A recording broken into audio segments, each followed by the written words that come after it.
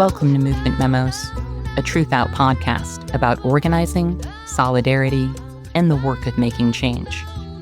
I'm your host, writer and organizer, Kelly Hayes.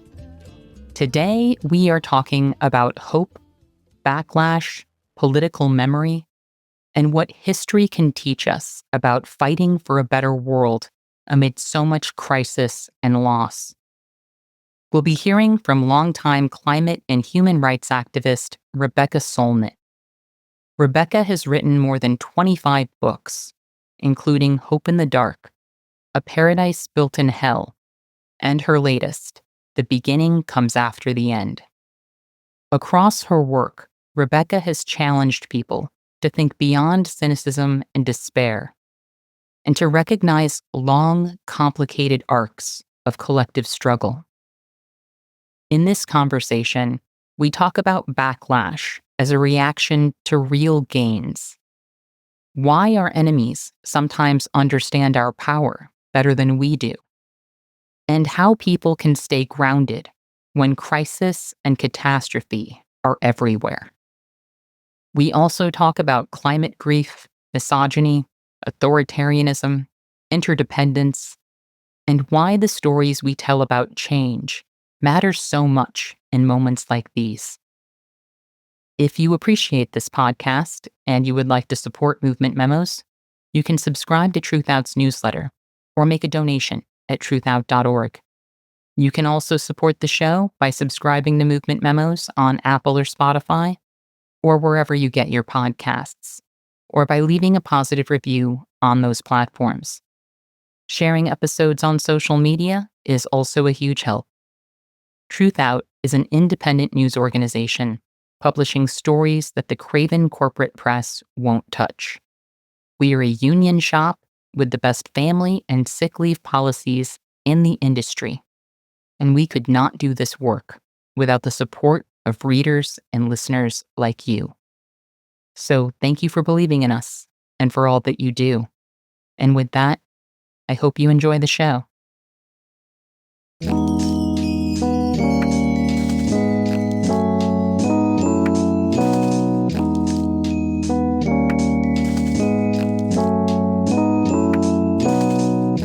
Rebecca Solnit, welcome to Movement Memos. Thrilling to be with you, Kelly. Hello, Chicago. I'm so glad to be in conversation with you today. How are you doing? I'm a bit euphoric because not only am I in San Francisco, but the most San Francisco thing that could possibly happen to a person happened to me. The Sisters of Perpetual Indulgence at their annual Hunky Jesus Easter extravaganza canonized me as a saint whose name, which I helped with a bit, is Esperanzapedia. That's amazing.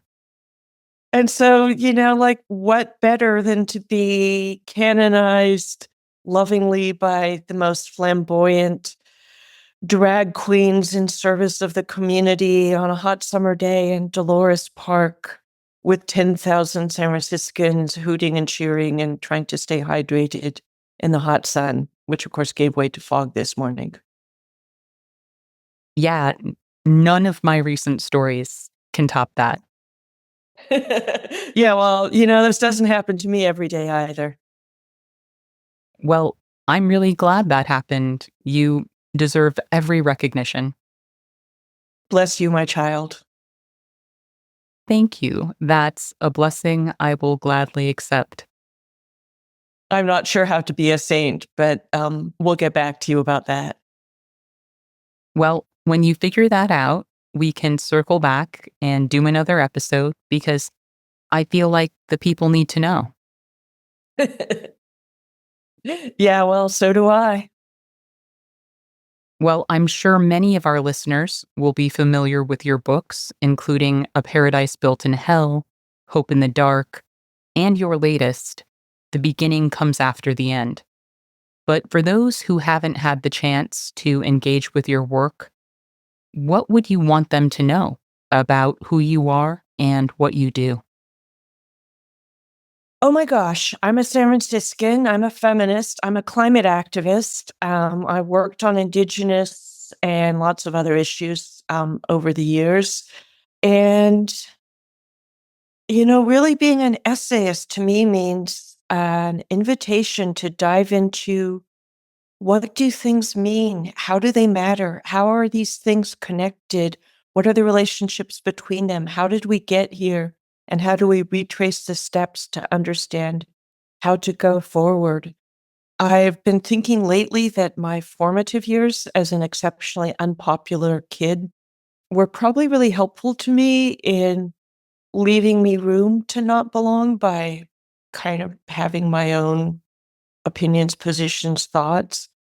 And I've often felt like I'm swimming upstream against a certain kind of white left habit of despond, despair, defeatism, and in climate doomerism. I started writing about hope when people really felt all those things when the war on Iraq broke out in 2003. And it's been part of my work ever since. Well, I was in my early 20s when Hope in the Dark was published. It was a brutal political moment. And for a lot of people who were trying to keep their bearings, that book helped make hope feel intellectually honest. I'm grateful for that because people often treat cynicism or pessimism as the more informed stance. And sometimes it just isn't.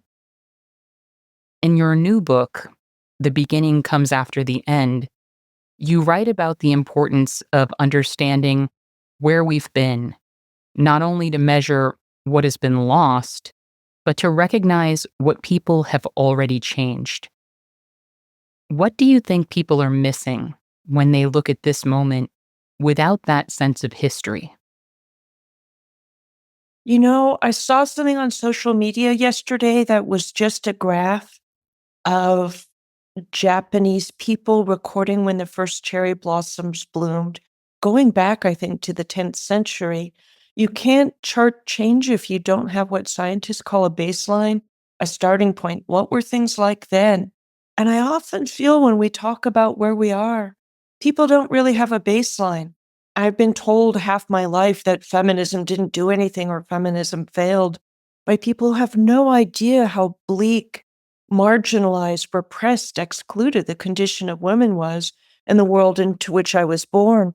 And I'm 64, so I'm a little older than second wave feminism. And my God, the world I was born into no longer exists. So a lot of what I wanted to do with this book is give people back the baselines. First, to see that we have changed the world profoundly, the we that believes in universal human rights, the rights of nature, inclusion, equality. I might as well say DEI, although that's become such an acronym. Can we do JEDI, justice, equity, diversity, and inclusion, which is a much more fun acronym. But, and something that I think isn't visible if you don't have the baselines is what the right is basically doing internationally, and especially with Trumpism in the USA, is trying to make history run backwards. I always picture old men trying to push the rewind button on a video cassette player because that seems like the right technology for them. Because if you listen to what MAGA and Trumpism and the right is saying, they're telling us 5 things. The last 2 will sound super familiar to everyone, but I don't think people are hearing the first 3 clearly enough. So here's my little list. You all are very powerful, number 1. 2, you've changed everything. 3, all those different things you do are actually all connected, all the queer rights, human rights, anti-racism, feminism, environmental, climate, anti-colonialism, etc. Those are the things we don't hear clearly enough. Maybe because they're shouting so loudly, you did all those things and we fucking hate it. That's 4. And we want to change it all back. Because if you look at what their agenda is, well, I've said for a long time that Make America Great Again really means Make America 1958 again and sometimes 1858 again. They really want to return to their gilded fantasy version of a world in which queer people, people of color, women, are not equal to white men, especially straight white Christian men. They want to go back and forget everything we've learned since Rachel Carson about the natural world, that everything we do has consequences, that nothing we do goes away. There's always downwind and downstream bioaccumulation and, all the rest, so that they can pollute and destroy nature unhindered. And I don't think that's a successful program. There is no rewind button on history. And once people have power and agency and have seen what it's like to have rights, voting rights, reproductive rights, they're not interested in going back. And we are the majority. So we're in this epic struggle. And in the short term, we have lost a lot of things. Roe versus Wade could be an example. But in the long term, it's all pushback against what we've gained, including Roe versus Wade. Women had no reproductive rights pretty much, in that world I was born into. People forget, for example, that Griswold versus Connecticut gave not all women, just married couples, the right to use birth control. More struggle had to happen for single women to have access to birth control, not interfered with by the state. Roe versus Wade came about in 1973 because abortion rights were not among our rights. So we have changed the world profoundly. They want to change it back. Our job is to not let them, partly by remembering how powerful and successful we've been in changing it, celebrating our victories, our heroes, understanding the forces of change, and that begins with having a baseline. I really appreciate what you're saying about having been born into a different era and how that shapes your perspective. I was born in 1981, and as a child, I never would have imagined that queer people would win some of the rights and freedoms we've seen realized in my lifetime. I just wouldn't have imagined it because the weight of homophobia and homophobic policies and violence was so crushing. If you had told me then that eventually mainstream TV shows would have gay and trans characters who came out to their families and were embraced with love and respect, and that this would be fully normalized, that would have blown my mind. Same sex marriage is another thing that I just wouldn't have begun to dream about because it seemed so far outside the scope of anything that might be possible. Of course, the right is actively working to dismantle the rights people have won and take away the freedoms people have now. And they're trying to censor the media landscape as well. But when I was a scared kid who couldn't tell anyone I had a crush on a girl, I couldn't imagine that the terrain of contestation would include so many people who know what it's like to access the care they need, to love openly, and to invoke legal rights that people had long been denied. When I was a teenager and young adult, homophobia was normalized virtually everywhere. The most progressive people I was exposed to used gay as a pejorative and made gay jokes all the time. So while we have never gotten where we deserve to be in terms of sexual freedom, safety, or what I would regard as liberation, we have seen that massive changes are possible and that they can happen more quickly than we might imagine. And on the subject of how things have changed over the course of our lives, in The Beginning Comes After the End, you wrote, "In some ways, 2025 was wilder than 1965. What did you mean by that? I think I meant that 1965 could not have imagined or comprehended 2025. 1965 is late for the civil rights movement, the official civil rights movement, but of course it also began Latino, Asian American, Indigenous, and other civil rights movements. The feminist movement was just gearing up. And the world is just so radically different than anybody anticipated. And I was a voracious reader as a kid, and I read one of my older brother's sci-fi books when he was very into sci-fi. And it was always, spaceships and interstellar travel with completely conventional racial and gender stuff. It was easier to imagine inhabiting Mars than imagining women as equals for some of those unimaginative sci-fi writers, which is why people like Elon Musk are such fans of their essentially retrograde visions of the future. And people really didn't imagine how much things would change in so many ways. And that's something that's easy to forget. That's why I talked about baselines. If you don't have 1,000 years of when cherry blossoms bloom, you don't know that they bloom earlier now because of climate change. If you don't know what things were like then, you don't know how we've changed them. I love that you brought up marriage equality because something I find incredibly exciting. First, that we liberate each other, that all these movements, as the right believes, and we sometimes forget, are related.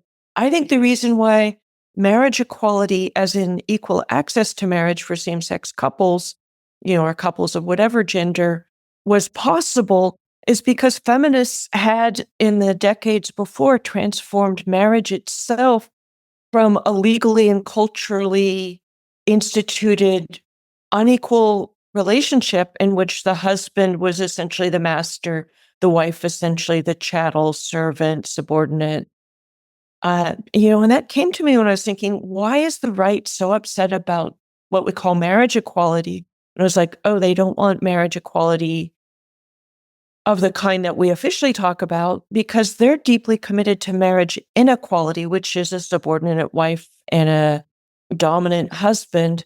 And I think that marriage equality in the legal sense was made possible by feminists creating marriage equality in the sense of um, equal relationships. There's this glorious moment when Terry Gross asked Gloria Steinem, and sort of a question, she says, so you didn't get married until your 60s? And Gloria Steinem laughs and says, yeah, first I had to reinvent the institution of marriage.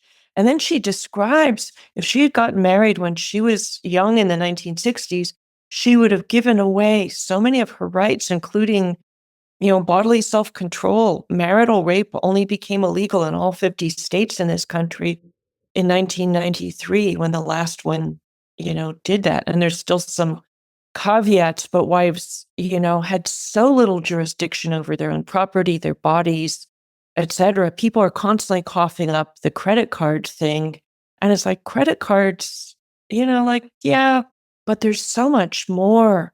And there's so much more beyond the law that was just culturally normal, including domestic violence and the kind of infantilization of women that changed. And my mom had a friend a little older than her who took a job on the other side of the country and then told his wife that they were moving. And I don't think a lot of people can imagine, a woman not participating in deciding what part of the world she would live in and just being expected to suck it up and obey.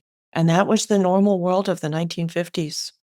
So we changed it. And I think it laid the groundwork for marriage equality because marriage could be imagined as a freely negotiated relationship between equals who weren't necessarily, traditional male-female, because it had been transformed for traditional marriage between men and women. We liberate each other. I grew up in San Francisco, and gay men have liberated me, a tragically heterosexual woman, by just modeling, as all the queer and trans people in San Francisco did, as they like to say, we're all born naked and the rest is drag, that there's so many ways to be human, so many ways to be sexual, so many ways to be attracted to other people or not, and that rules are there to be broken in those cases.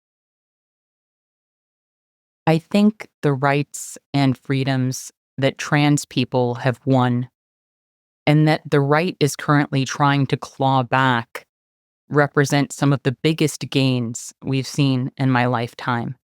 And the backlash in recent years, especially under this administration, has been so violent and so dehumanizing.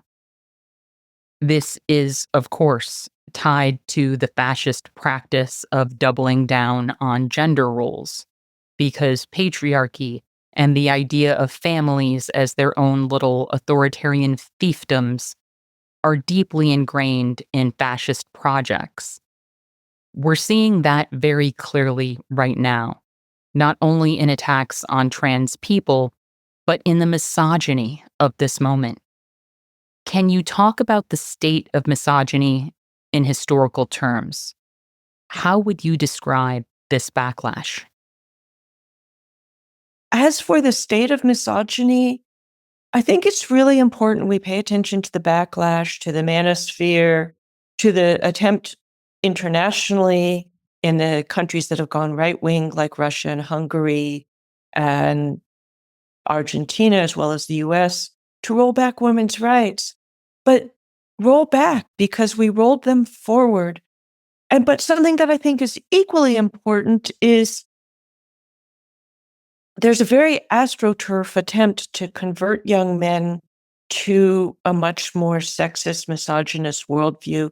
And it's pretty successful, but it's very astroturf. It's very much about the manipulative technologies of the internet, about people making money off it, about the way the tech oligarchs allow a lot of deep fake porn and misogyny, hate, and harassment to live on the internet because it slightly increases the profit margins of the already richest men in the world.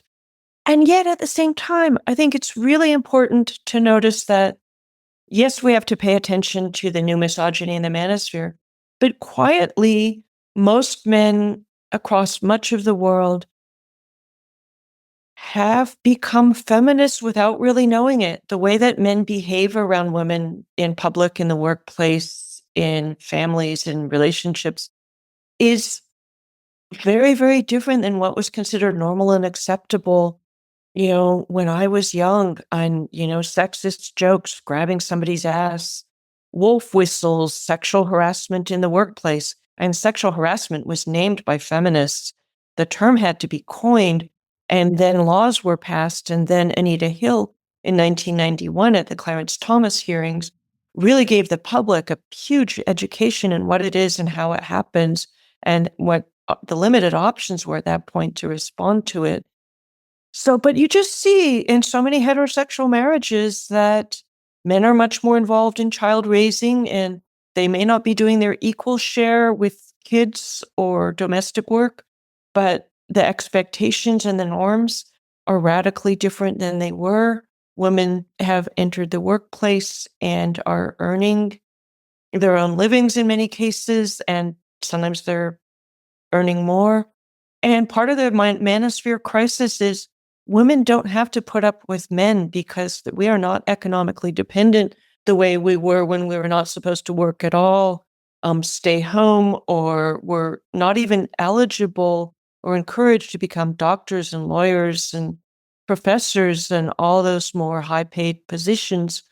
And because we're not dependent, we partner when somebody actually meets our needs, including our needs for respect.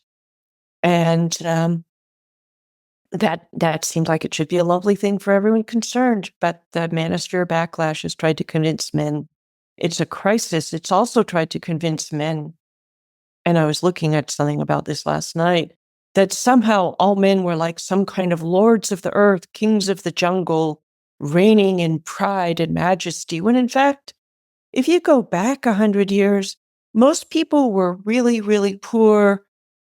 Most men were poor. They were subordinates to their bosses. They were subordinate to poverty. If they were non-white, they were subordinate in a racial hierarchy. And, the idea that they were all this, I don't know, Clark Gable having someone make them a martini is the very dry dream. So I want people to take seriously the backlash, but again, with a baseline to see that it's a backlash against how we've moved forward and that it doesn't involve all men. And a lot of men are not into all that stuff. And, they should be recognized too. What you're saying makes me think about how, when I was a child, I told my parents that if I ever got married, I wouldn't take my husband's name. And I remember them saying, "Oh, that's cute, but we'll see." They just thought it was this cute, funny thing that I was saying because I didn't understand the world yet. But I did grow up, get married, and keep my name. And I have rarely encountered anyone who thinks that's strange. And what's more striking to me is how many other assumptions have shifted around marriage, sexuality, and how relationships are supposed to work. Recently, I was having drinks with some folks of varied political backgrounds here in Chicago, and someone made a joke about women over 40 being bitter and tired of their husbands. And I said something like, "Well, I'm 45 and madly in love with my husband, but I'm also crazy about my girlfriend." Not everyone laughed or seemed as delighted by that as I was, but nobody reacted negatively either. And I feel pretty certain that a person saying that in mixed company in the 80s, 90s, or even the early 2000s would have gotten a very different reaction. Obviously, some people still have a lot of contempt for non monogamy, but I do think we've come a long way in terms of how much more room people have to define their relationships and their lives, however insufficient or contested those changes may be.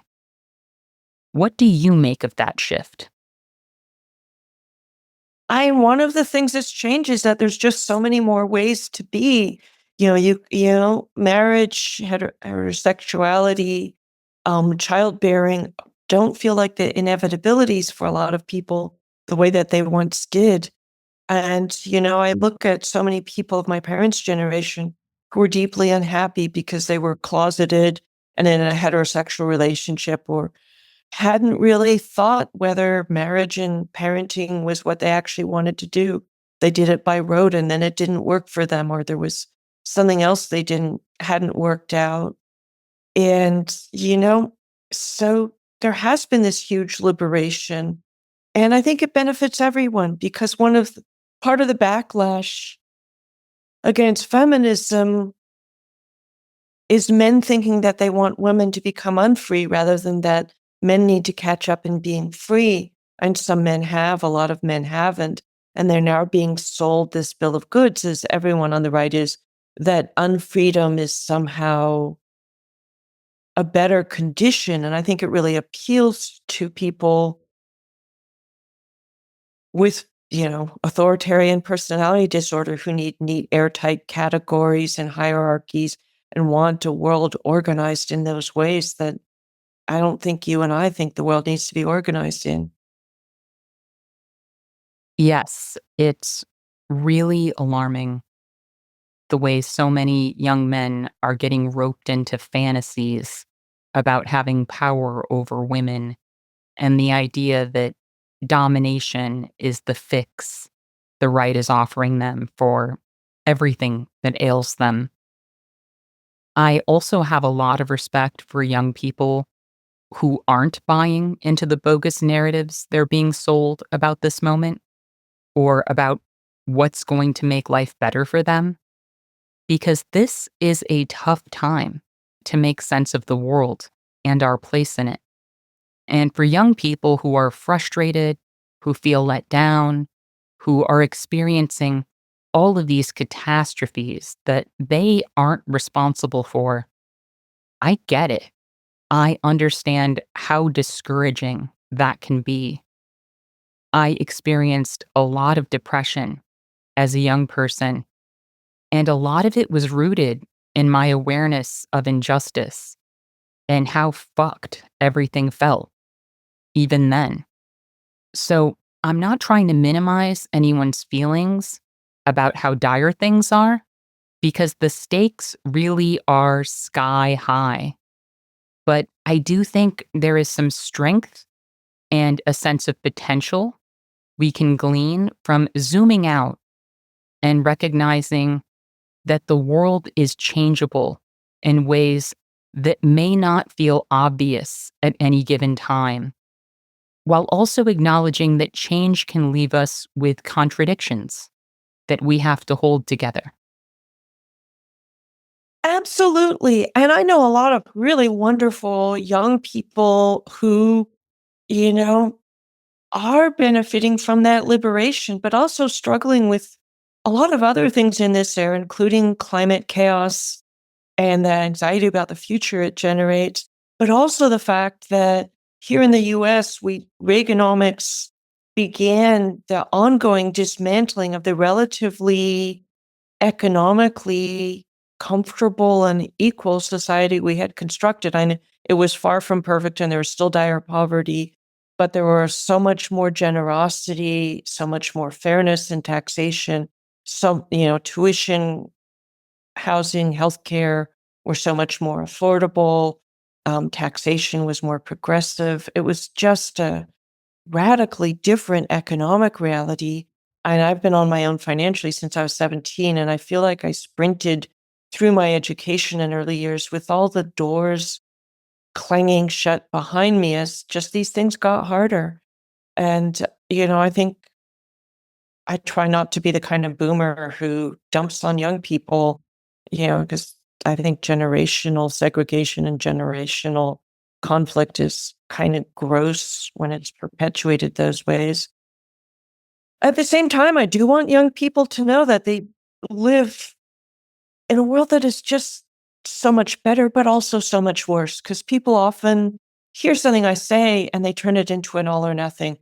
Things have gotten both better and worse. And I also think being young with the internet and the ways that people get bullied and harassed and taught to obsess about their appearance and their body and their sexuality by Instagram and all the rest is really hard. All the traps laid for young men with the manosphere and online gambling, the kind of all the gross forms of pornography out there that kind of teach people kind of sadly brutal versions of how bodies can connect. We didn't have to contend with that in the same way.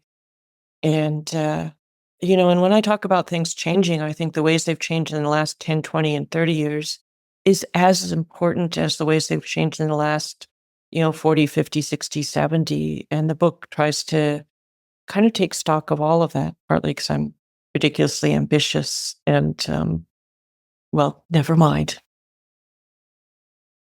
I appreciate your ambition.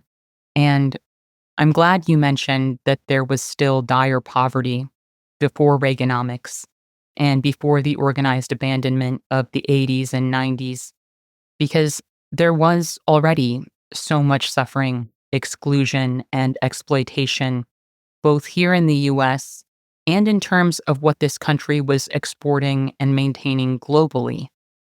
And at the same time, there has been a real dismantling of public goods and economic supports. And young people are living with the consequences of that alongside so many other crises. One of those crises is climate chaos. What would you say to a young person who is feeling hopeless about the climate crisis? First, I would say that a lot of people are doing a lot of absolutely heroic and beautiful things for the climate. And one of the greatest cures for despair and depression is to do something and to do something with the people who care. I sometimes hear that nobody's doing anything or nobody cares. You cannot believe that if you're in the climate movement, where you not only see the great activists, but the great scientists, the politicians who are engaged, etc. One of the really important things to always remember is the great majority of human beings on Earth want to see climate action adequate to this crisis. They want to see public money spent. They want to see the way we live change. They're ready to do all that. The obstacles are political, and they're political because a small, powerful minority wedded to the fossil fuel industry, including the Trump administration, is committed to profiting off the old order. And I think also people don't know Something else important to know, we have the solutions. We have plans being implemented to leave the era of fossil fuel behind. And although when I was younger, 20 years ago, that was described as entering an age of sacrifice and renunciation. But in fact, it could create an age of abundance. The people supporting fossil fuels are trying to convince us we're rich because we can eat a lot of hamburgers and drive big trucks. But we're poor in hope. We're poor in time for each other, for leisure, for social engagement, for our inner lives, our creative lives. We're poor in connection to nature. We're poor in confidence that nature is okay and time to spend in it. We're poor in health often. Fossil fuel directly kills 8 million people a year just through airborne particulates. It kills a lot of other people, gives them asthma, cancer, etc. It destroys huge amounts of land. It corrupts and contaminates almost everything, including our politics. Look at the current crisis in Iran with the Strait of Hormuz. All renewable energy is local. Once you build those devices to collect sun or wind and have them drive the generation of electricity, the machines are, the lithium and other stuff in them is endlessly recyclable. We can just stop gathering more of it. The wind and sun are free and they're local, along with geothermal, hydro, some of the other things. And nobody's gonna like load up a cargo ship with sunshine or steal your wind because they can't and they don't need to. It would radically change the grotesque geopolitics that have driven a lot of the colonial stuff over the last century. And Iran has been violated repeatedly by Britain and the US because of fossil fuel, going back to the 1953 coup against a democratic Iran that installed the Shah, who was overthrown in 1979, leading to the current kind of authoritarian regime.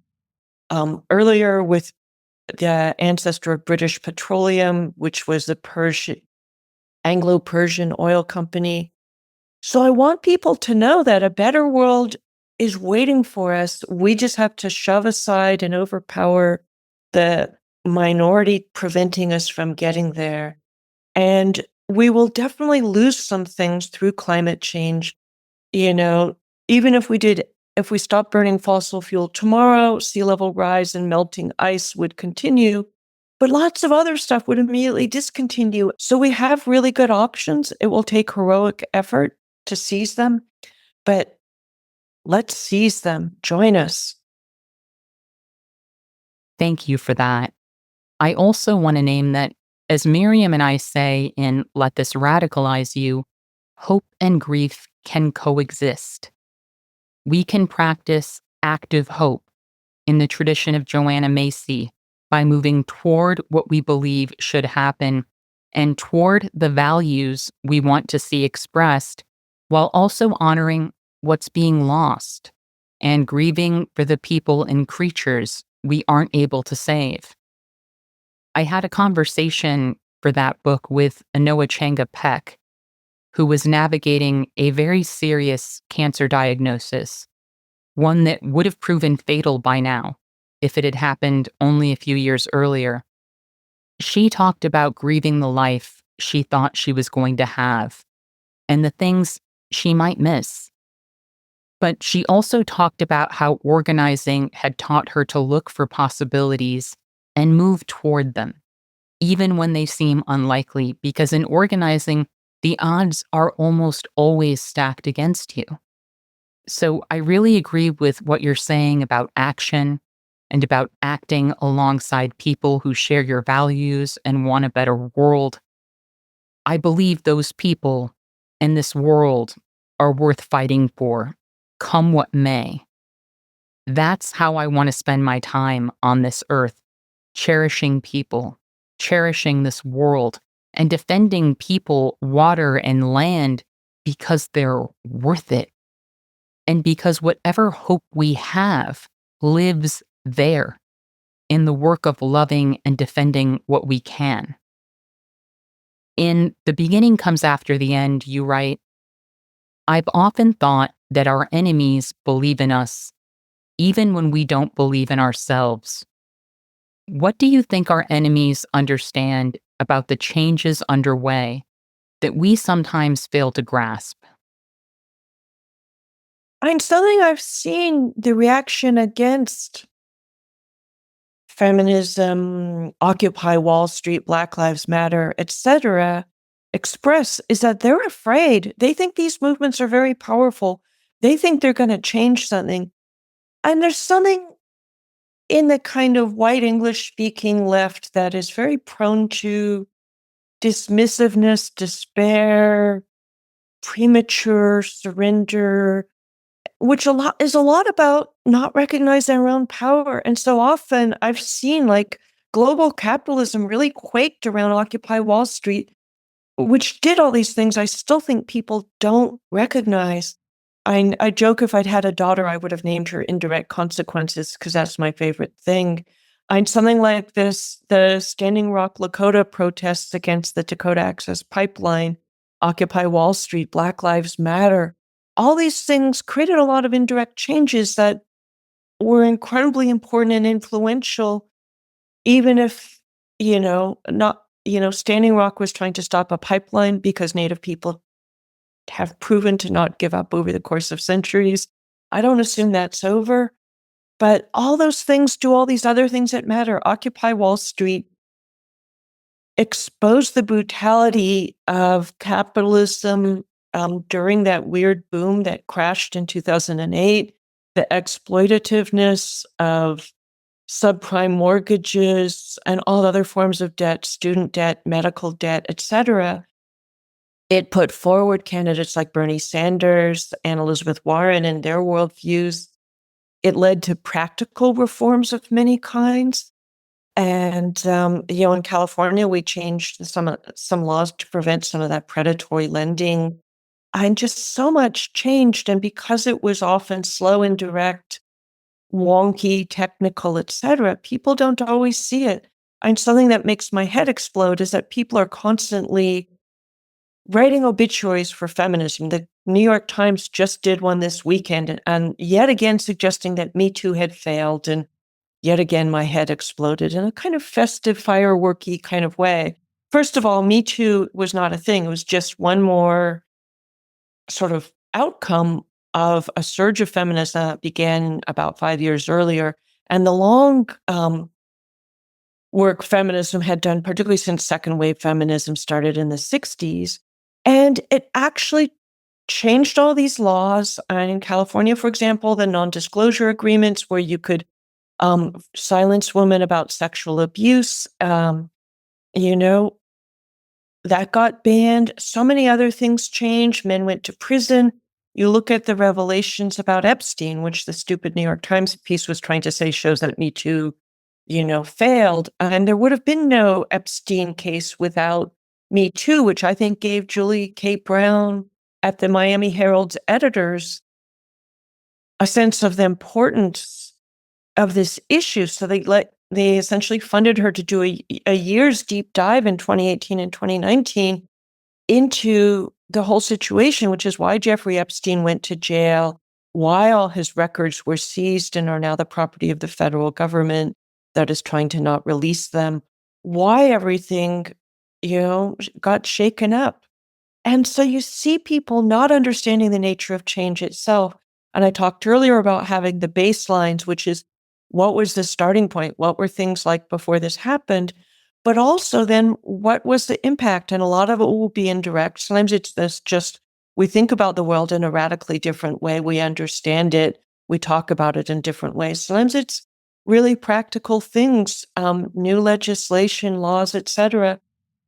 And that often escapes the people who are dismissive because they're not down in the weeds and they're trying to tell all or nothing stories. One of my good friends, Leah Stokes, worked on the Inflation Reduction Act. And I think her head is prone to explosion too, because a lot of people, including funders of climate action, are acting like the Trump administration killed the Inflation Reduction Act. They definitely stopped some of the things it does or did. They definitely have not stopped a whole lot of other things that it does. So we need to tell more complicated stories that understand the nuances of things that didn't work in some ways and worked in others, We need to have the long timeline of things playing out. We need to see how something like Standing Rock inspired AOC to run for office, and she's been a huge force for good, including for climate. So that's a victory for Standing Rock. It also changed the way a lot of Native youth felt about themselves, their culture, their agency, their possibilities in really positive ways. That's a lot harder to measure than a pipeline that was stopped. But I would never say that it matters less. So I want people to have not just these longer time spans, but this sort of more complicated algebra rather than simple arithmetic about how change works. And since I wrote Hope in the Dark 20 something years ago, that's been a lot of what I've been trying to give to people as equipment. And I think of a lot of my writing as equipment. Here's a tool that is just a vision of how things work. Now go out and change the world with these tools. Okay, that sounded a little modest, but you know what I mean. I think I do know what you mean. And as someone who was deeply involved in Occupy, and as a Native person who was involved with Standing Rock, I also get frustrated with the way struggles get reduced to these abbreviated summaries. I also think that the rapid fire nature of the news cycle and the way folks are constantly bombarded by overwhelming world events means that a lot of younger people have never had the space to really process what happened even 10 or 20 years before they began to process the news and how it affected them. And I think this is especially true in the era of social media when people are really being handed history in memeified quotes and sound bites without any coherent thread, any way of forming their own analysis about how one thing inspired or facilitated another. Not that we would have fully formed answers for them anyway about what Occupy or Standing Rock meant in the scheme of history or what's to come. The truth is, we have not yet begun to understand the reach of those moments or what they set in motion. People, ideas, relationships, practices, and entire social ecosystems grow because of moments like that. And we don't know yet what they're going to yield. We have seen some things happen and some things fail to happen, but the things that grew out of those years are still growing. We nurture things, we begin things, we inspire things, and we rarely know and often have no control over the totality of what that's going to mean in the world. It's funny, I did this interview with the New York Times a little while ago, and I said, what if changing the world looked more like care than like war? And a lot of times changing the world is more like planting a forest than it is like cutting down a forest. You can cut down a forest, in a day. Let's not get complicated about acreage and stuff, but you plant a forest and it takes a while for the acorns to become saplings, to become full-sized oak trees. And so much works that way. I just saw something fascinating yesterday. Thoreau's essay on civil disobedience, which hugely influenced Gandhi and Martin Luther King, was published only once in his lifetime in a little tiny journal that only succeeded in putting out one issue and not a lot of people saw. The kind of people I deal with all the time would be like, oh, Thoreau was a total failure. And his impact in his lifetime was not huge. His impact in the 20th and 21st century, continues to be profound. And, so I like to say it's always too early to go home. And something that really kind of gets my back up and sends me into opposition is people who give up prematurely, people who announce that we've already lost when we're in the middle of the battle or we haven't really joined battle when the outcome isn't known. And a lot of, like in a way, I feel like the right is a really obvious enemy. We know what it is. We know why we oppose it. We kind of know how to resist it. But there's another enemy, which is within ourselves, our own defeatism, our own lack of faith in ourselves, our own lack of understanding how change works, often our own lack of an ability to be in coalition with each other when the perfect is the enemy with the good and people start nitpicking at minor differences when we have major things in common. So really, maybe because I kind of grew up in the left, while a lot of people's focus is on the right, a lot of mine has been on what we call the left, although I don't think anybody actually knows what the left is. I think it's a grab bag for a lot of different things. Progressives, people who care about equality, human rights, the climate, the environment. So that's felt like part of my work these last 20 something years.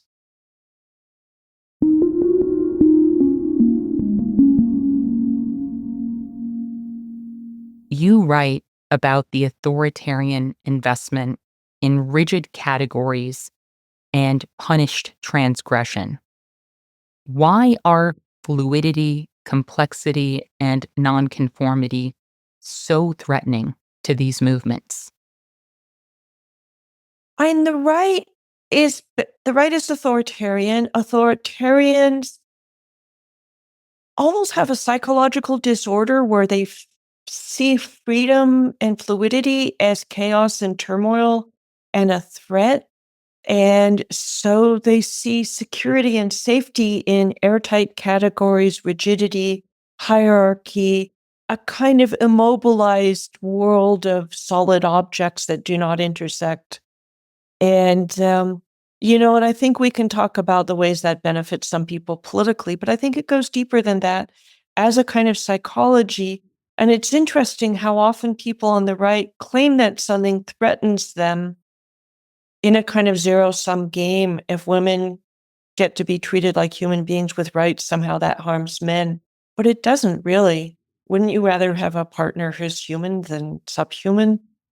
You know? And so, and a lot of it, I think, is capitalism is driven by scarcity, often false scarcity. The sense that there's not enough for everybody, and therefore we're in competition. And that's one of the ways that Darwinism was distorted into social Darwinism.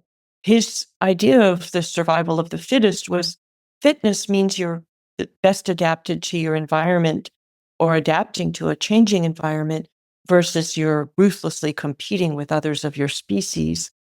And so out of that scarcity comes a sum that if you're living in freedom and abundance and joy, then somehow, you've taken it from me. There's not enough to go around. And you can see it in personal life if you've ever dealt with, kind of malicious envy, people who think that they would be more beautiful or happy if you were less beautiful or happy. And so I think that that scarcity and that obsession with category is characteristic of the right and maybe characteristic of capitalism. And in this book, which is very much a book trying to synthesize ideas moving forward in the last 70 years in a lot of different fields, looks at the way that nature used to be described as essentially capitalist, as competitive. But people like Suzanne Simard showed us that, for example, a forest is a community. And somewhere in that book, I quote Margaret Thatcher, one of the godmothers of the contemporary right, saying there is no such thing as society, meaning that we're all just individuals doing our own thing, not beholden to each other necessarily. Whereas Suzanne Simard showed that there is society even when there aren't human beings, because a forest is a society exchanging resources and information, cooperating, because actually different species depend on each other for their survival. They are not competing, they are cooperating. And it's interesting because nature has been for the last few centuries the ultimate touchstone. We claim that it's, heterosexuality is natural or white supremacy is natural or male supremacy is natural. Nature tells us very different stories. And in the last several decades, science has gotten much better at listening to nature and often has come back to what indigenous people never forgot. We were never separate from nature. Nature is abundant, collaborative, symbiotic. Nature is a lot more socialist than it is capitalist. And So I want people to see those things too, because I think that's part of the kind of beautiful and exciting thing that's happening right now, this convergence of indigenous and contemporary scientific worldviews into this beautiful, elegant, orchestral understanding of the natural world and our place in it, and our inseparability from it. I know that rambled a little bit, but it's very hard to connect all the dots without kind of meandering across all fields, or even connect some of the dots, I should say. All the dots is a tall order. Well, there are a lot of dots, and this episode just isn't spacious enough for us to connect them all. But can you say more about how the idealization of the traditional family helps normalize authoritarian values and ways of relating? I was really struck when I was writing this book and some other things that, on the one hand, the right is obsessed with the autonomous individual, the self-made man who pulled himself up by his own bootstraps, as though somebody else didn't give birth to him, as though somebody else didn't make most of the material objects and systems he depends upon. So you get this story of autonomy, but you also constantly get this story of family values. But if you look at it really carefully, first of all, it's only one kind of family. It's not chosen family, queer family, extended family, non-traditional family. And what it really is a little patriarchal empire in miniature with, father knows best, patriarchal authoritarianism over women and children. But I think what it also says over and over is that, yes, there are actually some people to whom you do owe something. There is such thing as society, but it's the airtight nuclear family. And in saying that you are connected to these people, it really kind of licenses saying, oh, and also you're not connected to all these other people. If you get told you owe something to your family in a way that also says you don't owe anything to anyone else. And that also relies on a kind of fiction because your family is not an autonomous unit. One of the things that cracks me up about survivalists is they have this fantasy of absolute autonomy in the wake of catastrophe, even though, as I wrote about in my book, A Paradise Built in Hell, our survival depends on, the community around us.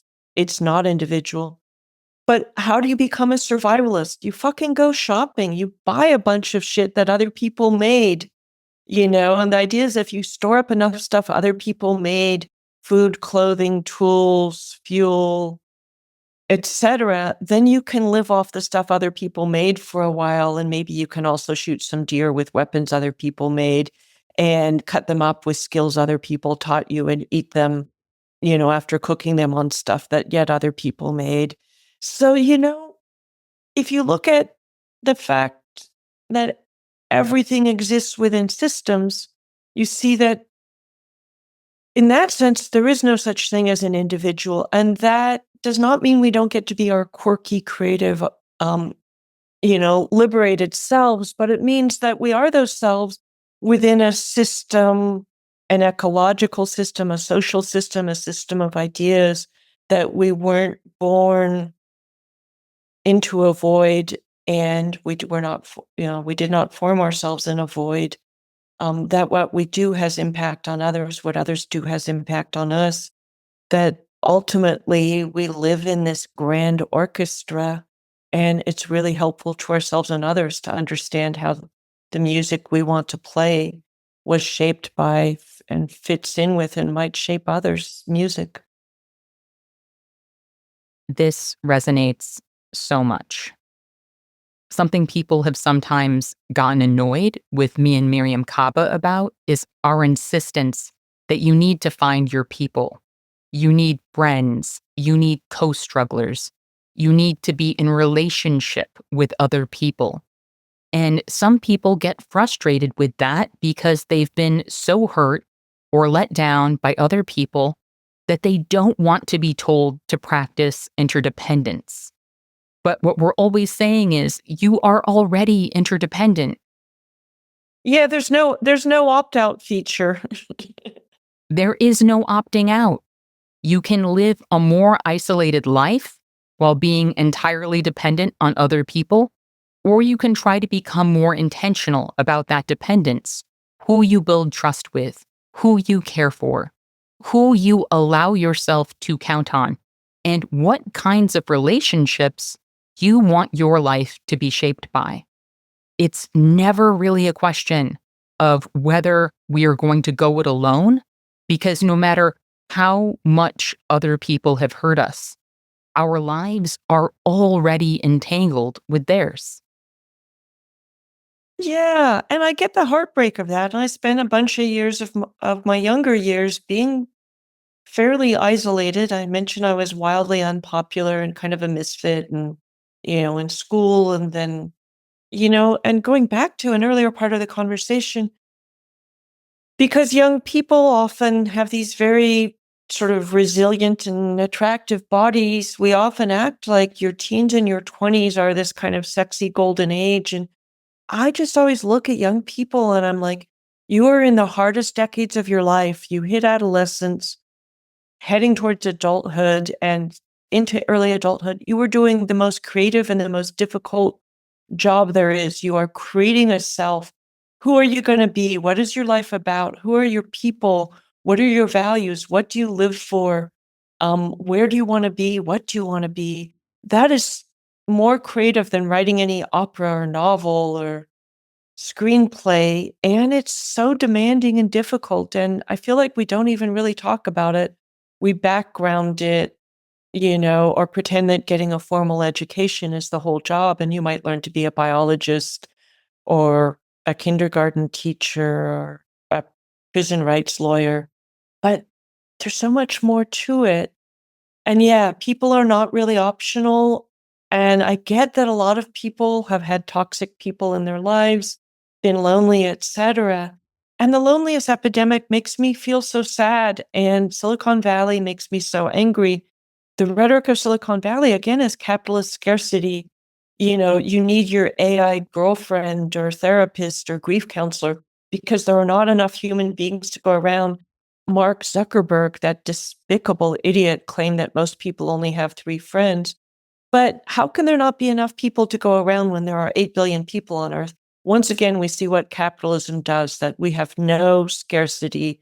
We just have a distribution problem. The internet, Silicon Valley has rearranged our lives so we are so much less connected to each other than we were even a few decades ago.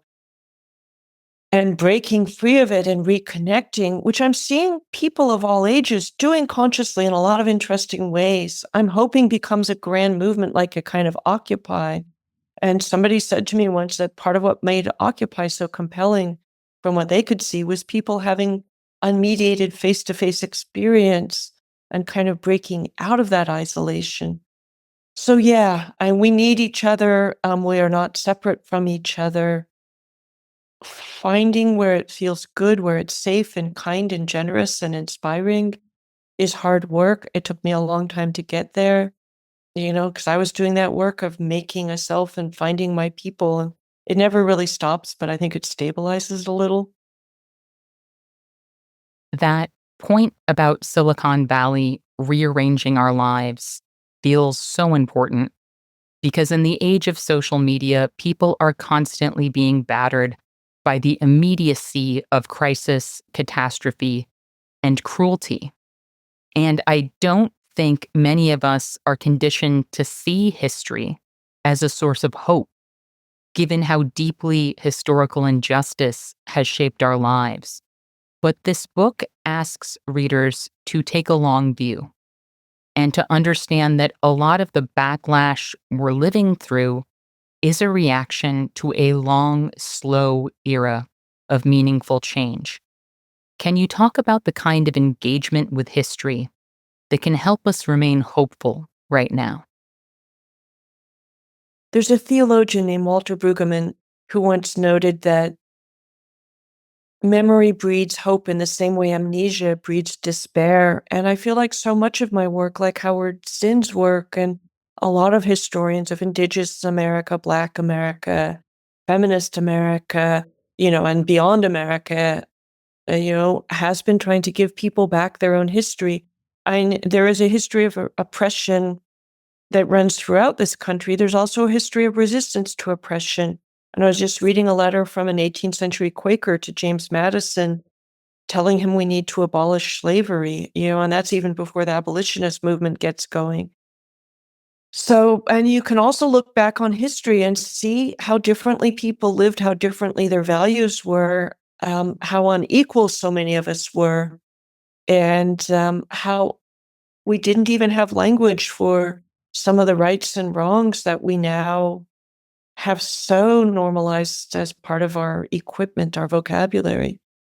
So but I also think that mostly the history that gets taught in school, although it's gotten a lot better in a lot of places, tends to be great man history, change from above, the history of wars and revolutions and governments and politicians, and a kind of social history, environmental history, cultural history, histories of ideas that in some ways matter more.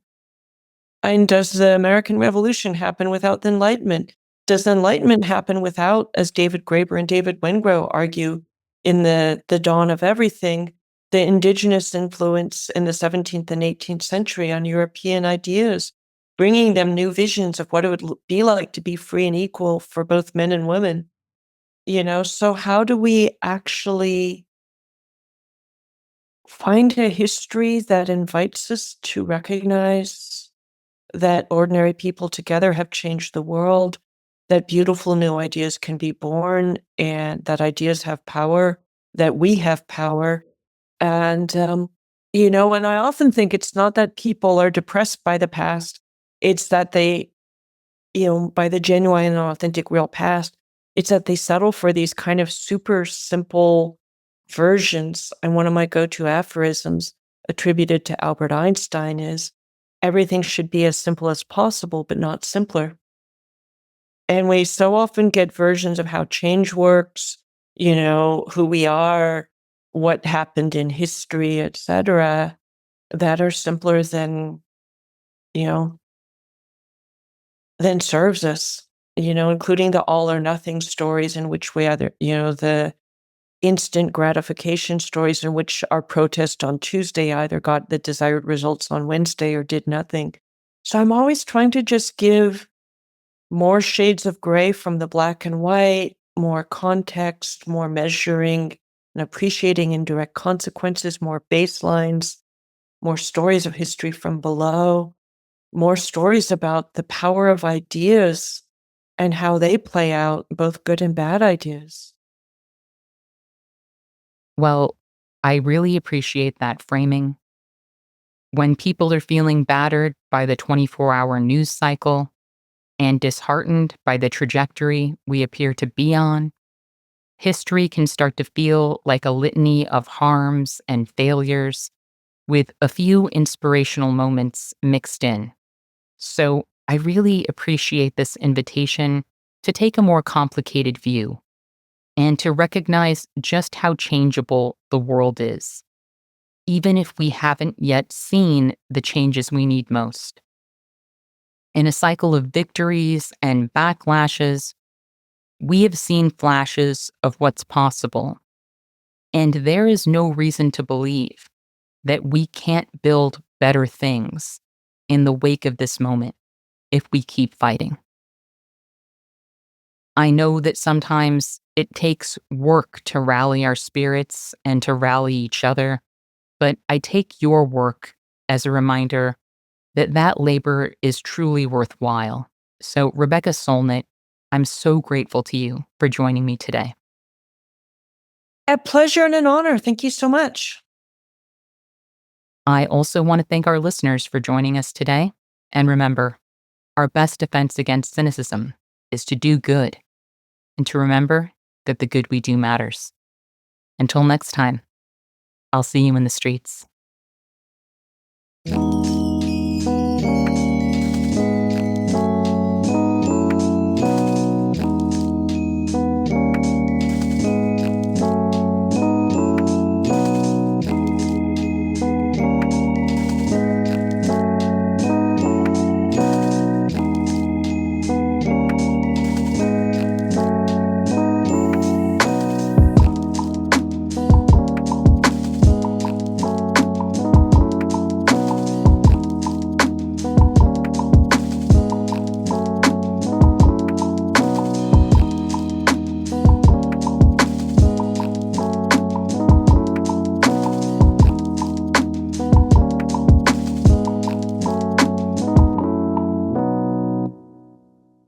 Thank you for listening to Movement Memos.